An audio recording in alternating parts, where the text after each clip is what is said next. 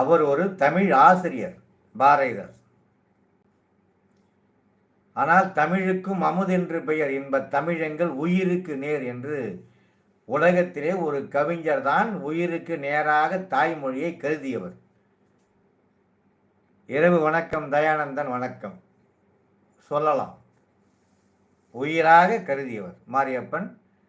அந்த பாரதிதாசன் பிறந்தபோதுதான் புதுச்சேரி தமிழுக்கும் அமுதென்று பெயர் இன்ப தமிழெங்கள் உயிருக்கு நேர்.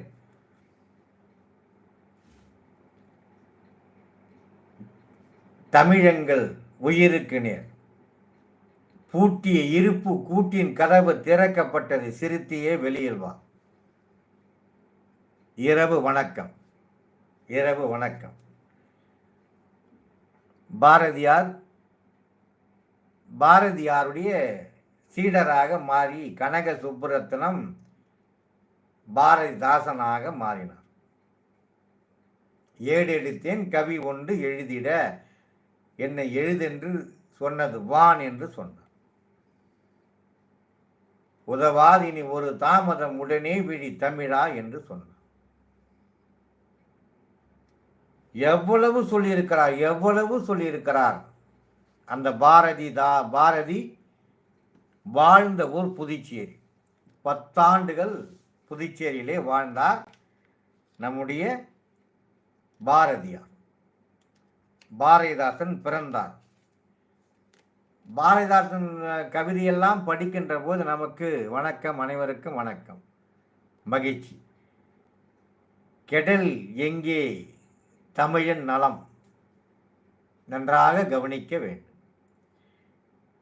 கெடல் எங்கே தமிழின் நலம், அங்கெல்லாம் தலையிட்டு கிளர்ச்சி செய்க என்று சொல்லியிருக்கிறார். அவ்வளவு மொழி மீது அவ்வளவு பற்று, அவ்வளவு பற்று. அந்த புரட்சி கவிஞர் பாரதிதாசன் ஊர் மாரியப்பன் இருக்கிறீரா? அப்பேற்பட்ட சிறப்பு வாய்ந்த ஊர் புதுச்சேரி. அரவிந்தர் வசித்த ஊர், பாரதியார் வாழ்ந்த ஊர், பாரதிதாசன் பிறந்த ஊர், சோழர்கள் ஆண்ட ஊர், பிரெஞ்சுக்காரர்கள் ஆண்ட ஊர். இப்படி நிறைய சொல்லலாம். மாரியப்பன், என்ன இரவு வணக்கம் என்று போட்டுவிட்டாய்? தூக்கம் வந்துவிட்டது, உனக்கு தூக்கம் வந்துவிட்டது என்று புரிகிறது. இரவு வணக்கம். அருந்தயானந்தன் சொல்லலாம், அனைவருக்கும் வணக்கம். சிவா சொல்லலாம், நீங்கள் சொல்லிக்கொண்டே இருங்கள், நாங்கள் சென்று கொண்டே இருக்கிறோம் என்று இருக்கக்கூடாது. இன்னும் 6 நிமிடங்கள் இருக்கிறது. 6 நிமிடத்தில் நேரலையை முடித்து விடலாம். அவரவர்கள் கருத்தை சொல்லுங்கள். பாண்டிச்சேரியை பாண்டியர்கள் ஆளவில்லையா? பாண்டியர்களும் ஆண்டிருக்கிறார்கள். பல்லவர்கள் ஆண்டிருக்கிறார்கள், பாண்டியர்கள் ஆண்டிருக்கிறார்கள், அப்புறம் பிரெஞ்சுக்காரர்கள் ஆண்டு, கடைசியிலே பிரெஞ்சுக்காரர்கள் ஆண்டார்கள். தேசிங்க மன்னன் ஆண்டிருக்கிறான். ஆனால் சோழர்கள் தான் சிறப்பாக ஆட்சி செய்தார்கள். அவர்கள் தான் திருக்காமேஸ்வரர் ஆலயம், பாகூர் மூலநாதர் சாமி கோயில் எல்லாம் கட்டியவர்கள் அவர்கள்தான். விழிநூரிலே உலக புகழ்பெற்ற மாதா கோயில் எல்லாம் இருக்கிறது. மாரியப்பன் இரவு வணக்கத்தை சொல்லிவிட்டார். அவருக்கு தூக்கம் வந்துவிட்டது. சொல்லுங்கள்.